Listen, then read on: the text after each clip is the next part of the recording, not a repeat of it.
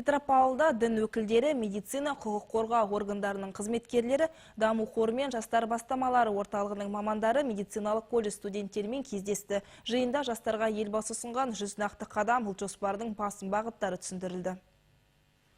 Кешегі түлек бүгінгі студенттер әзірге өздеріне беріліп жатқан мүмкіндіктер жайында аз біледі. Қазақстанда жастарды қолдау бағдарламалары баршылық. Айталық бизнес идеясы барлар өз кәсібін ашып, оны дамытуға 3 миллион теңгеге ие бола алады. Бұл жайында кәсіпкерлікті даму қорының мамандары айтып берді. Бір айта кететіні, жастарға бұл күні пайдалы ақпарат көп беріліп, 100 нақты қадам ұлт жоспары түсіндірілді. Мы собрались вместе с управлением. Түрлі мекеме мамандары мен ұйымдарының өкілдері жиналып, әрқайсысы өз бағыты бойынша ұлт жоспарында көрсетілген бағыттарды іске асырудың жолдарын түсіндіріп береді. Біздің басты міндетіміз студенттердің белсенділігін арттыру, олардың көптеген мүмкіндіктері бар екендігіне назар аудару. Нұрсұлтан Назарбаев ұлт жоспарында ұлтаралық келісімді алдыңғы қатарға қойды. Бұл жайында құжаттың 4-ші бөлімінде кеңінен айтылды. Діни істер жөніндегі облыстық басқарманың сарапшысы Гүлмира Бейсенбина діни даудамайлардың алдын алу жайында әңгімелеп берді. Оның айтуынша, психологиялық төзімділік тақырыбын әлі қалыптаспаған жастарға түсіндіру өте маңызды. Молодежь очень часто попадает под это